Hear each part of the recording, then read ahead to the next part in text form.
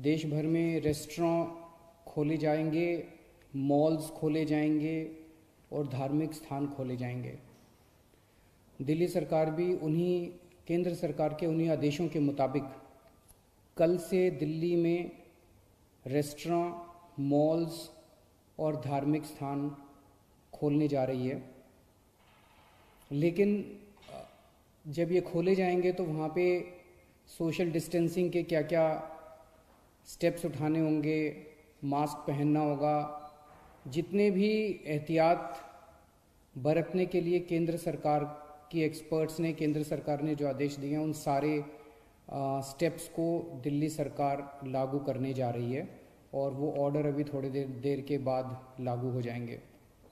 लेकिन दिल्ली में होटल्स और बैंकेट हॉल्स को अभी नहीं खोला जा रहा है, क्योंकि दिल्ली में बढ़ते हुए कोरोना के केसेस को ध्यान में रखते हुए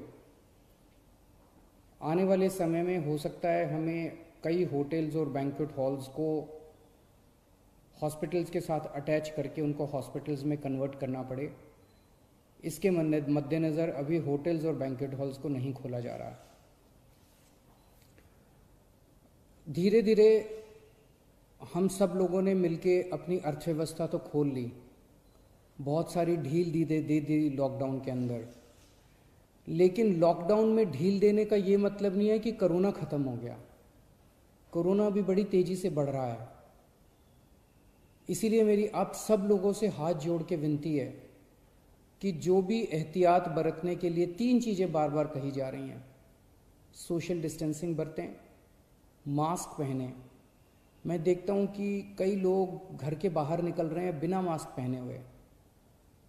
मास्क पहन के आप किसी पे एहसान नहीं कर रहे, मास्क पहन के आप अपने ऊपर एहसान कर रहे हैं। अगर आप एहतियात बरतेंगे तो आप कोरोना से बच सकते हैं। सोशल डिस्टेंसिंग, मास्क और बार बार हाथ को धोना, ये 3 चीज़ें अपने को अच्छे से करनी है। लेकिन मेरी सबसे ज़्यादा बड़ी विनती बुजुर्गों से है। सभी बुजुर्गों से मेरी हाथ जोड़ के विनती है, आप ये मान के चले कि आपके लिए लॉकडाउन ख़त्म नहीं हुआ, अभी भी आपके लिए लॉकडाउन है और आपके लिए तो और ज़्यादा लॉकडाउन है।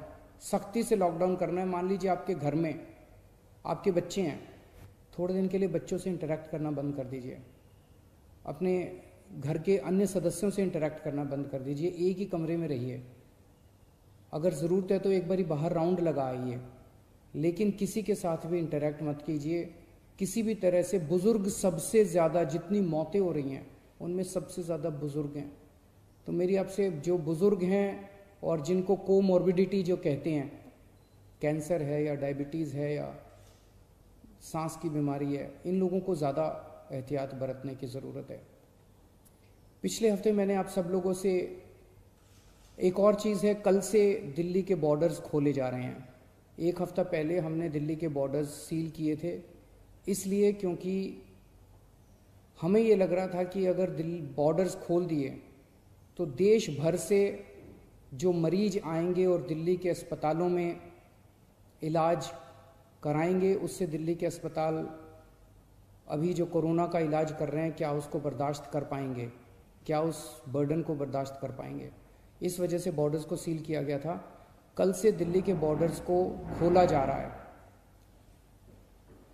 साथ ही अभी कैबिनेट की मीटिंग हुई और ये निर्णय लिया जा गया है कि पिछले हफ्ते हमने दिल्ली के लोगों से पूछा था, हमने दिल्ली के लोगों के सामने ये प्रश्न रखा था, हमने दिल्ली के लोगों से ये पूछा था कि अभी तक कोरोना होने तक, मार्च के महीने तक दिल्ली के सारे अस्पताल पूरे देश के लोगों के लिए खुले रहते थे। दिल्ली के लोगों ने कभी अपने देश के लोगों का इलाज करने से मना नहीं किया। किसी भी वक्त हमारे दिल्ली के सारे अस्पतालों में लगभग 60-70% मरीज दिल्ली के बाहर से, देश भर से लोग आए हुए होते थे। हमने कभी मना नहीं किया।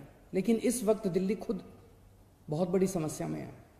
दिल्ली में कोरोना के केस बहुत तेज़ी से बढ़ रहे हैं और उसके इंतजाम करने के लिए दिल्ली सरकार, आपकी सरकार, बेड्स का इंतजाम कर रही है। चारों तरफ अस्पतालों में बेड्स का इंतजाम कर रही है। ऐसी स्थिति में अगर हमने दिल्ली के अस्पताल पूरे देश के लोगों के लिए खोल दिए तो दिल्ली के लोगों को जब कोरोना होगा तो वो कहाँ जाएंगे? इस पे हम लोगों ने जनता से विचार मांगे थे।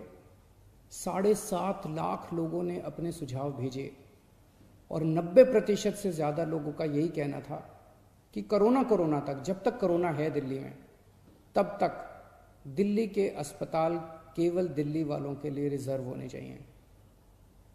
उसके बाद हम लोगों ने एक 5 डॉक्टर्स की कमेटी बनाई, बड़े बड़े डॉक्टर्स थे। डॉक्टर महेश वर्मा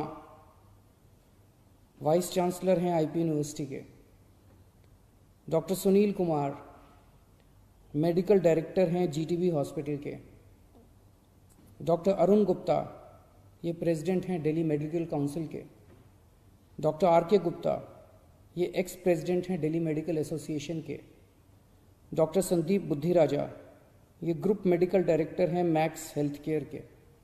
इन 5 लोगों की कमेटी ने विचार विमर्श करके और दिल्ली की जो मेडिकल इंफ्रास्ट्रक्चर है, हेल्थ इंफ्रास्ट्रक्चर है, उस पर नज़र डाल के उसको सारे को असेस करके उन्होंने अपनी रिपोर्ट दी है। और रिपोर्ट में और बहुत सारी चीज़ें हैं, लेकिन उनका ये कहना है कि अगर दिल्ली में इस वक्त कोरोना के केसेस बहुत ज़्यादा बढ़ रहे हैं और जून के अंत तक दिल्ली को लगभग 15,000 बेड्स की ज़रूरत होगी। ये कहाँ से आएंगे? तो इसीलिए उनका ये सुझाव है कि दिल्ली के सारे अस्पताल केवल दिल्ली के लोगों के लिए कुछ महीनों के लिए होने चाहिए और दिल्ली के अस्पतालों को पूरे देश के लोगों के लिए फ़िलहाल नहीं खोलना चाहिए। उन्होंने ये कहा है कि अगर सबके लिए खोल दिया तो 3 दिन के अंदर आज जो 9,000 बेड दिल्ली सरकार ने कोविड के पेशेंट्स के लिए रखे हैं, ये मात्र 3 दिन के अंदर भर जाएंगे। इन सारी चीज़ों पे आज कैबिनेट ने गौर किया। अभी थोड़ी देर पहले हमारी कैबिनेट की मीटिंग थी और कैबिनेट ने गौर करके ये निर्णय लिया है कि हमें एक संतुलन बनाने की ज़रूरत है। दिल्ली सरकार में 10,000 बेड हैं, केंद्र सरकार में भी 10,000 बेड हैं। तो एक तरफ कल से हम बॉर्डर्स खोल देते हैं। बॉर्डर्स को खोलने के बाद दिल्ली सरकार के जो 10,000 दिल्ली सरकार के जो अस्पताल हैं, वो अस्पताल केवल दिल्ली के लोगों के लिए रिजर्व होने चाहिए। केंद्र सरकार के जो अस्पताल हैं उसमें भी 10,000 बेड्स हैं, वहाँ पे कोई भी देश भर से आके अपना इलाज करा सके। उसके ऊपर दिल्ली सरकार कोई आदेश नहीं पारित कर रही, उसके ऊपर कोई तो जो जैसे आज व्यवस्था है कि केंद्र सरकार के अस्पतालों में कोई भी जाके इलाज कराता है, केंद्र सरकार के अस्पताल सबके लिए खुले रहेंगे। प्राइवेट अस्पताल केवल दिल्ली वालों के लिए रिजर्व रहेंगे कोरोना तक। लेकिन कुछ प्राइवेट अस्पताल ऐसे हैं जो स्पेशल किस्म की सर्जरी करते हैं, जो सर्जरी बाकी देश भर में अवेलेबल नहीं है और लोगों को अपनी जान बचाने के लिए दिल्ली आना पड़ता है। जैसे ऑन्कोलॉजी सर्जरीज़ हैं, ट्रांसप्लांटेशन है, न्यूरो सर्जरीज़ हैं। इस किस्म की कुछ सर्जरीज़ जो कुछ चंद अस्पताल करते हैं, उन सर्जरीज़ के लिए देश भर से लोग अगर दिल्ली आके अपनी सर्जरी करवाते हैं, वो पूरे देश के लोगों के लिए खुला रहेगा। तो मुझे लगता है कि ये एक बैलेंस है जिसमें दिल्ली वालों के हितों की भी रक्षा होगी और देश भर से अपने जो नागरिक दिल्ली आके अपना इलाज कराना चाहते हैं, उनके हितों की भी रक्षा होगी।